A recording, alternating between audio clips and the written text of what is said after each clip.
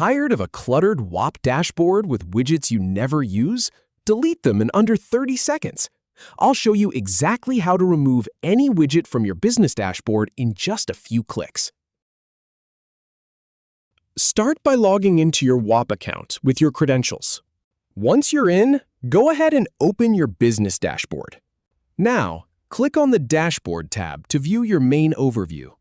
You can now see your stats displayed below. To customize, click on the Edit button.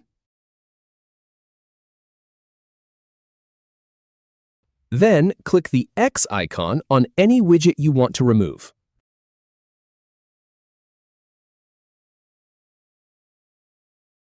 Finally, click on Done, and you're all set.